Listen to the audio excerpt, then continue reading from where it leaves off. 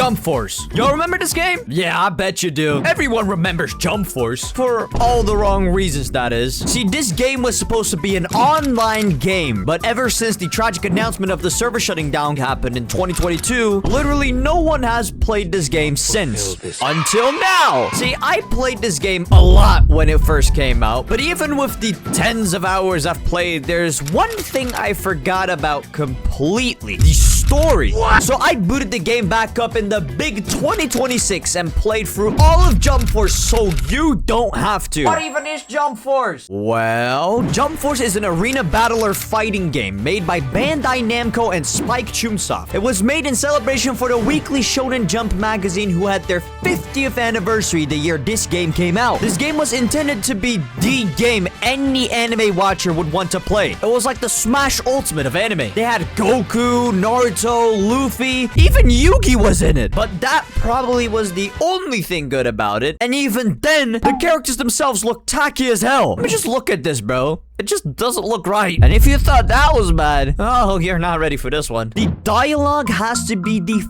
funniest thing any human has ever created. I mean, come on. This is the only game in the world where Luffy can have a team of actual One Piece characters and Boruto. Or Dio coming in just to say that he's Dio and dipping out the game entirely. And way more than just that. Also, might I add that this game contains insane spoilers for literally every anime on screen right now. Mind you, for no reason. What? Just the Bleach characters alone literally spoil the entire manga. So just to be nice, I will do my best to try and cut them out for you. But if I miss anything, yell at me in the comments or something. I don't know. Anyways, the game starts off with nuclear tension, with Frieza and his insane goons deadass just attacking all of Tokyo because why not? Yo!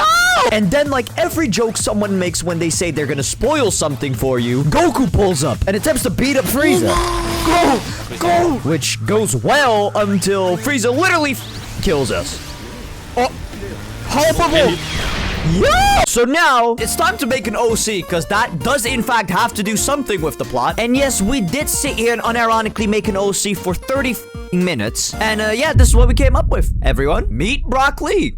Get it? Brock Lee? Like broccoli? Okay, my bad. Anyways, the plot, I forgot. Trunks pulled up and inserted this weird, funny-looking cube that's definitely not relevant to the plot. Yo!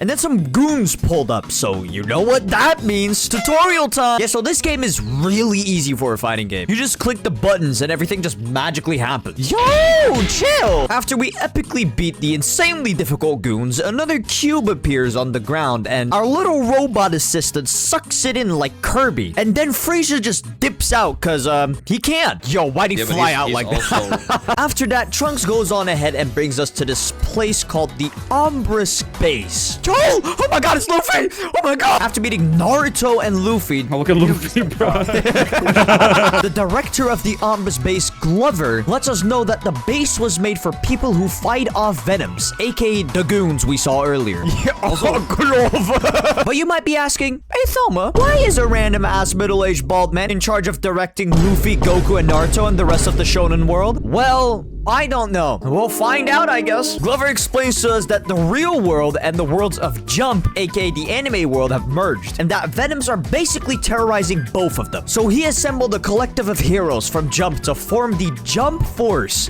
Get it? And heroes from the real world, aka me, who gain powers to fight alongside them. So yeah, that ass cube did give us power. We also find out that the cube is called an Umbris Cube. So the base and the cubes have the same name. Oh yeah, here's the villains, by the way. So these are Galena and Kane. And they pretty much seek out to remake the whole world by, well, destroying the world and then remaking it. And if you ask how, of course we don't know. Why would we no, bruh. Anyways, Glover lets us know that there are 3 teams to join. Team Alpha, who fights against Venoms. Team Beta, who claim areas back that were invaded. And Team Gamma, who invade enemy territory. Let's be real, bro. You want to be an alpha. Yeah. He then tells us to choose the team to join, which has genuinely no effect to the game, because you'll be working with all of them regardless of what you choose. We then have to go talk to each of the teams to have a little bit of an introduction with them. Look at this team. Got Gaara and Zoro. Yo! We also went to Luffy and Naruto's team, who I frankly don't care about. So we picked Team Alpha, aka Goku's team, because it's Goku. Anyway, they put us in another training session, which was just unnecessary because the whole gameplay is just self-explanatory. You block when they attack, you attack when they don't, you grab when they block, and you use your abilities when you can. That's it. Oh shit. Marine? Wait, he turns evil. He turns evil. Oh god, Vegeta turns evil. Hold up, what is this, bro? Yo, W graphics. Look. Oh shit. The cube just stumbled upon him, bro. Look, he turns evil. Yo, there's no way. There's no way the cube just randomly pulled up to him, bro. Oh shit. I'm not a big fan of the government. 30 on 30 on 30. Yo, this is Aura. It's not. Oh, well, hello there, Vegeta. Now that Vegeta's taken over and all evil because of the cube and that, we gotta go save him. But we can't do that in this bum-ass fit. Now, you see, that is better. After getting nuclear jib, we finally go on our way to save Vegeta. But tutorial? Are you So after another tutorial that was unnecessary, we actually, for real this time, go save Vegeta. Oh, we're already here? Okay. We will neutralize Vegeta right now. Oh. Evil one? Why is the Statue of Liberty on Planet Namek? Did you see that? Is it actually? I didn't see it. Look, there it is. Statue of Liberty, why is it here? No, broccoli. Oh, I'm done. Whoops. Yeah, so after that fight, we realized that we didn't even fight the real Vegeta there. So we actually fight Vegeta this time and genuinely beat the cube out of him. Hold up. And there we go. What? But that was so easy, bro. He actually turns to normal, but he doesn't remember a single thing that happened. Very unpredictable story writing, I know. We also figure out that the cubes can also control people instead of just give them powers, if that wasn't obvious already. And then in there, on the spot, Vegeta immediately decides to join Jump Force. We also get this random cutscene of Galena just spewing some BS and this hard-ass angle of Piccolo seeing her. Wait, Piccolo saw her? Yeah, I'm not even joking when I say that this dude, Piccolo, deadass saw one of the main villains of this game and decided to not mention it at all. After talking to Glover about what literally just happened, we immediately move on to Chapter 2 of the game and get introduced to another new character. He said I've fallen under malicious cube intent. The big bad. Chapter 2, yeah. Skabook. One Piece. Sasani. Whoa. Statue of Libertation. Oh, Konoha. Oh, the Leaf Village. Oh, wait, that's it? Well, yeah, that's it. We just see this random bald guy with a book looking through the big free worlds, and then immediately we get this cutscene. Luffy. Vegeta, why is there such epic music playing right now? Bro, you can't make this shit up! This sequence doesn't make sense! Like, what do you mean you show us a random alien guy and then immediately pin to Boa Hancock with Vegeta in the background? Well, I guess that is to be expected from a game that mixes 20 different anime. Well, no matter the case, we finally get to go on our first few key missions where we save Rio Saiba and Gon from the evil Umbris cubes. We also go fight Hisoka, which we don't really know if he's a good guy or a bad guy, but we bring him back with us regardless, because why not? After that, we go to Mexico to save Jotaro, and we also see Dio talking to him, and yes, like I said in the intro, he deadass disappears and never comes back again. Why? It's Jump Force. Right after that, we go on a mission to save Yusuke, and well, would you look at that? Togro's also here, and leaves. Not for the rest of the game, but well, you'll see. Anyways, we save Yusuke, blah, blah, blah, rinse and repeat. And again, we go save Tai, blah, blah, blah, rinse and repeat. Light? Yeah, so, Light Yagami is here. And for some reason, we can just see Ryuk. Even though we've never touched the Death Note. Nor do we know what that is. After this, we go to the Hidden Leaf Village to, quote, deal with some Venoms. And we find this random old lady. And then we fight this old lady. And then she just leaves. We're gonna see a lot of that happening. We then go on some side quests, because I didn't know DLC missions weren't main story missions. And we went and recruited Boo with Sanji, of course, because we bribed him with food. Then we went to beat up Mirim, which he just leaves afterwards. And then we trained Giorno with Naruto. Hey, broccoli. Hey, broccoli. After this, we go over to Goku because we were told to do so, and you'd never guess who was also there. Light! You must be the new recruit, Light Yagami. I'm Son Goku. Good to have ya. It's an honor to be here. I heard a lot about you from the director. He said you have some incredible power. Is he really that strong, Light? Hey, my name's Goku. Oh, it's nothing. By the way, there's something I'd like to ask you. Yeah, what is it? I heard there's an amazing treasure in the world you come from that can grant any wish whatsoever. Oh, you mean the Dragon Ball? Yup! The infamous scene of Light Yagami asking John Dragon Ball where the Dragon Balls are. This is what I lived for. This is where I was meant to be. Everything I've done in my life has led to Light Yagami asking Goku about the Dragon Balls so he can get his Death Note back. Oh yeah, we were also just listening into this, by the way. And then we get another cutscene. Oh, Thanos. He's got Infinity Gauntlet. You see this? One. Death Note. The Death Note. Is it actually?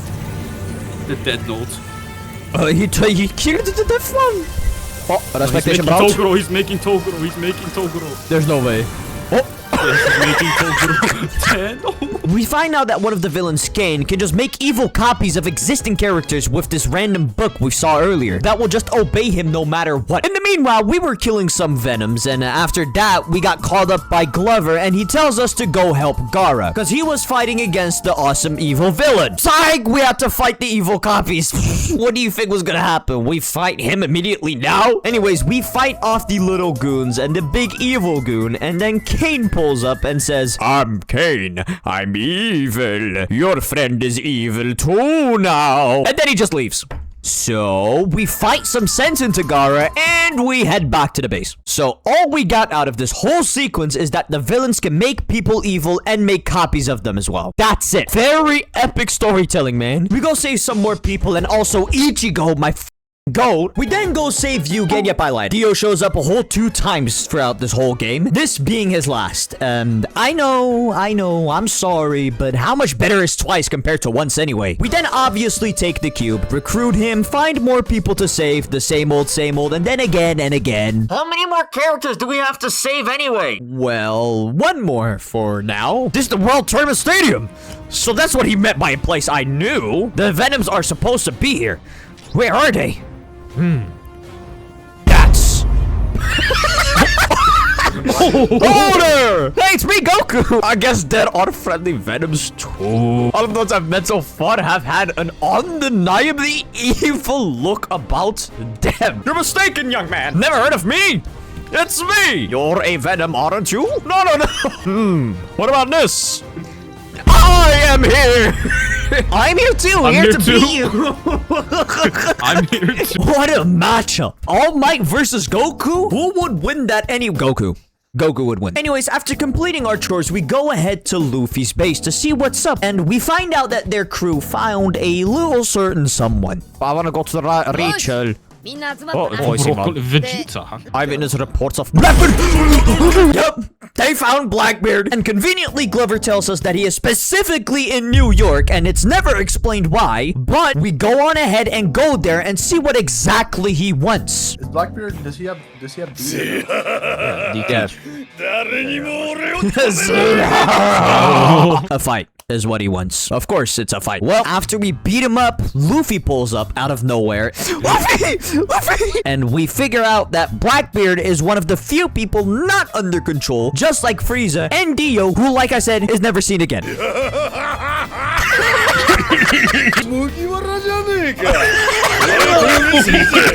And then we just let him go? I don't know, man. I just thought, we could have, beaten him up or, capture him so he couldn't do anything bad later. Oh, I mean, I guess it's just Blackbeard. He wouldn't do anything wrong, would he? Anyways, we go do some more chores, beat up some B-tier villains, and then Glover calls us up and tells us we need to go check out an area where a, quote, mysterious figure has been spotted. And he sends us with Sanji and Luffy to go check it out. Turns out, it's just some Venoms.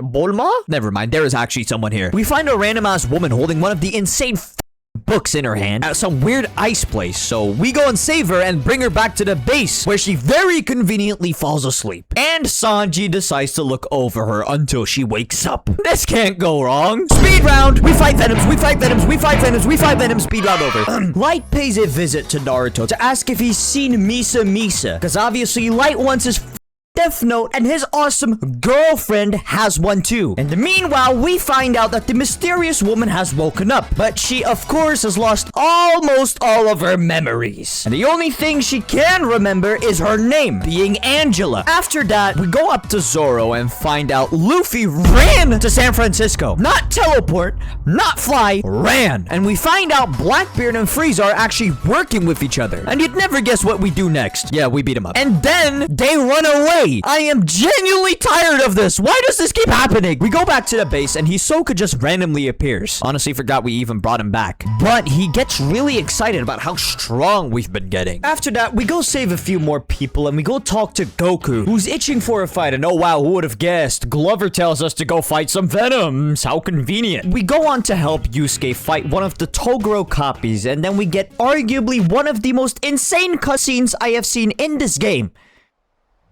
Oh, well, Togoro's done. 踊れたぞ。へえ。お。悟空のおっさん、まだいけるか。あ。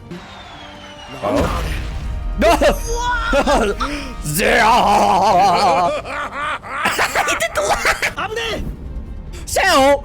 Yo! What is this team up? Hello? They got Cell, they got f***ing Blackbeard, they got Toguro.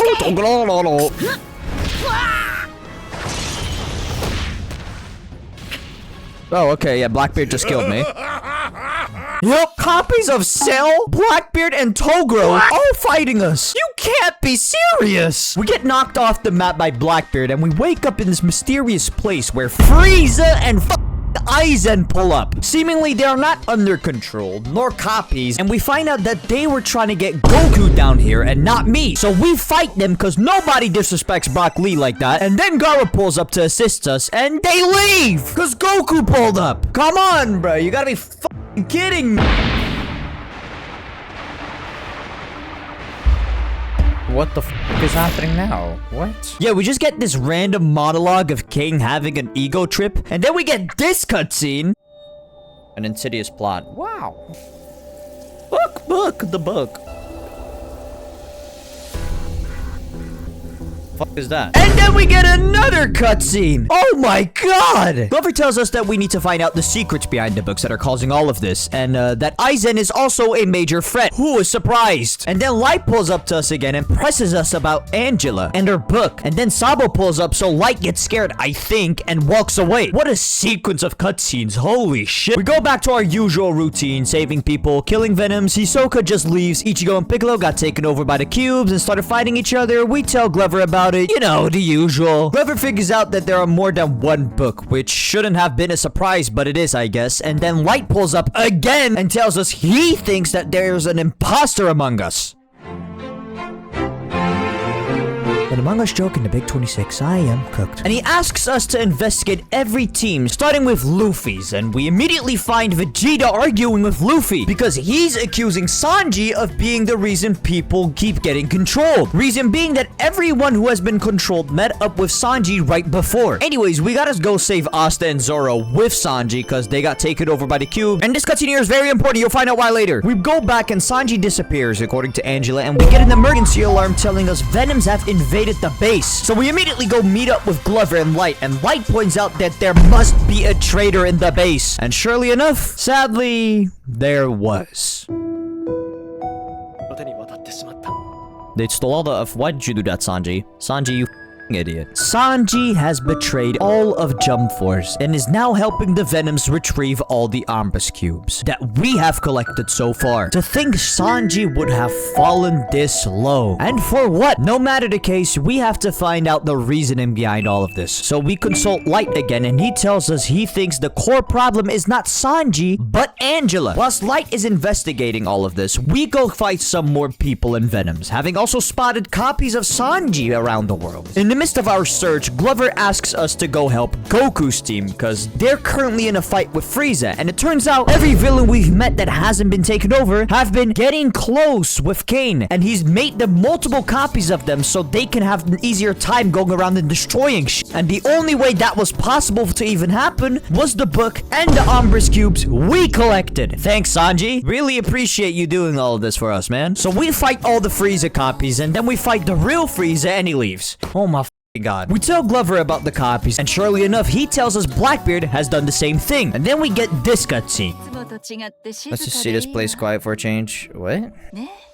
Oh, I knew it. It was Angela, bro. I knew it. We found out Angela is actually a copy that Galena made of herself to infiltrate the jump base and rob us from within. And you'd never guess who saw this happen. Yep, Light Yagami. Who would have thought? Light teleported them away into our training system. So we pull up and we fight Sanji and Angela, I mean Galena, and we beat the cubes out of him, turning Sanji to normal and turning Galena's copy into dust. Everyone is obviously relieved and Sanji makes a dinner reference. I went up dinner! Oh, dinner reference! And then we get another Kane cutscene asking Galena for a report and then Light pulls up? Okay, hold up. I'm sorry, but weren't you on our side?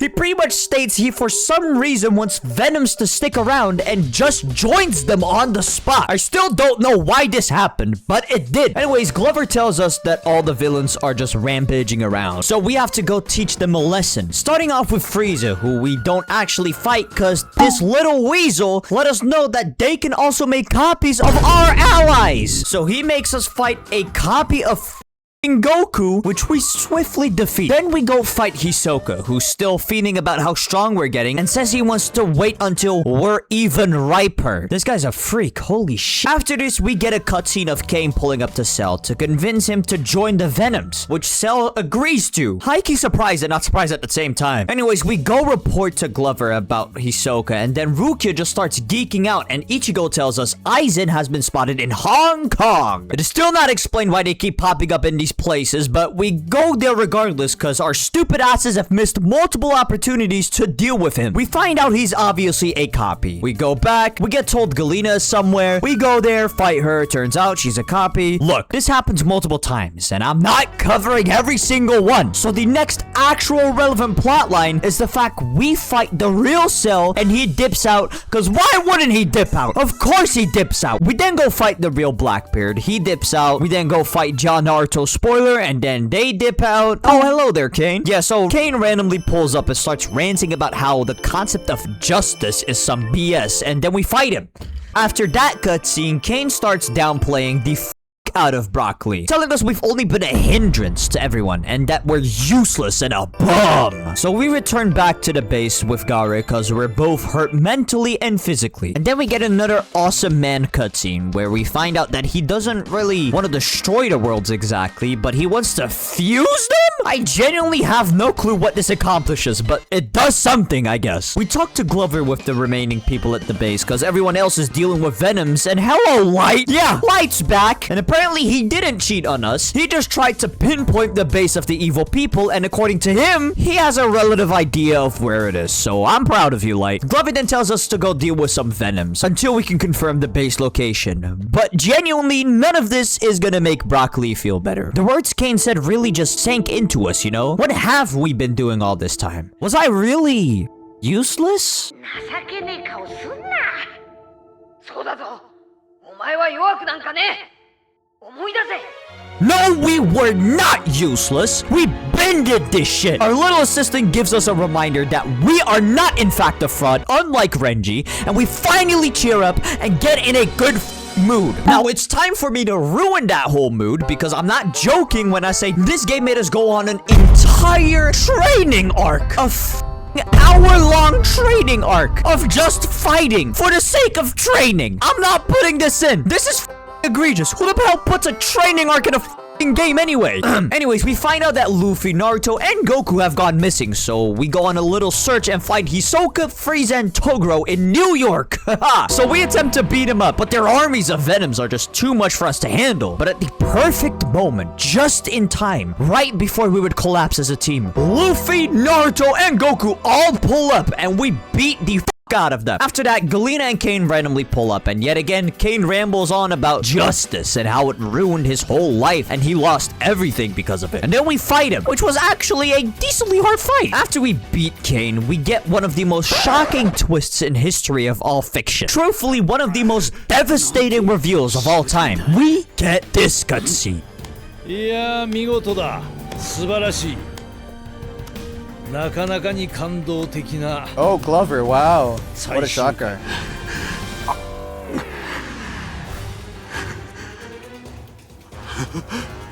Oh. This is what we agreed on. Whoa. もともとこれは私のものだよ Oh, is that so? Oh, wow. Oh, wow, I can't believe it. Director Glover is the evil. No way, the random director that we've never seen in our lives is evil. No way. 誰なんだお前 Allah. そうか名は必要だ You could call me Prometheus. That is right. The director Glover was the mysterious guy all along. I was genuinely surprised when I first saw this. He lets us know we can call him Prometheus now, and he tells us he's surprised no one else was any suspicious of him. I mean, he's kind of right. Like, yet again, why is a random guy in charge of all of Jump? And why does he just know what Ombrus cubes are? Well, it's because he is from Ombrus. Kane is mad that he got betrayed, and Prometheus just mocks him for losing himself to darkness after losing his family. Then Galena yeets him off the map because f*** Kane. And then they dip. Light pulls up on a hologram and tells us that a bunch of Galena copies are rampaging around the world. Even worse than the villains did earlier. He tells us that we should focus on Prometheus more, since he is technically a bigger threat. But since every Shonen Jump main character has a severe case of stubbornness, we force Light into making a plan where we deal with both the Galenas and Prometheus. So we go around the entire world and beat all the fake Galenas until we find the real one and we beat her. After that, Prometheus pulls up and pretty much cheats on Galena as well, just like he did with Kane, saying that he used her and then kills her. Yeah, she's dead now. No more Galena, ever. Prometheus now calls himself the Key Man, and everyone gets swarmed by Venoms. And then Aizen pulls up as well, and wants to work together. I'm not gonna question it. We beat all the Venoms with our Shonen Jump friends, and we make it to Prometheus's base, where he then pulls up and tells us that the Key Men are a race of aliens who conveyed the events of Shonen Jump worlds to our worlds as stories. He tells us that the Key Men are also locked in the world of Ombrus and couldn't, or well, shouldn't interact with either worlds. But Prometheus had other plans. He saw how stupid humanity could be, how many dumb mistakes we would make, and that's why he decided to merge all of the worlds so he alone can quote-unquote guide everyone to a greater future. But this is just not right. This is not how everything should go. None of these worlds should have been merged in the first place. So we retaliate, but Prometheus decides to take the cube out of our body, making us genuinely useless now, considering that our source of power was straight from the cube. But we won't give up, so we fight him, even with no power. But we struggle. We can't even stand up.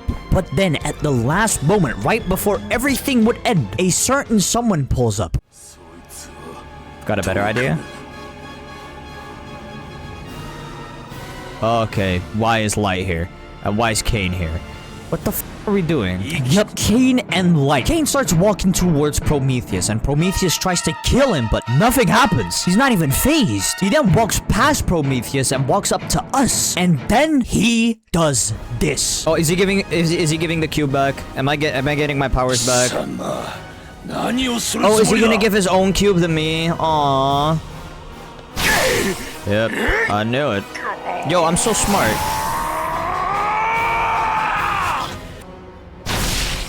Or just do that. Yup. He inserts his Ombrus cube into us, and then he dies. And then, with the power of every Shonen Jump main character, and I'm not even joking when I say this, Goku creates a fucking spirit bomb and hits us with it, so we could power up and fight Prometheus. And fight we exactly did. Yep. There you go. I just have to do that a few times. Ow. Hell, where did all that damage come from? Hello? Alright. And we do that. Nope. Aye. Okay, my bad. Okay, this should be it. There we go.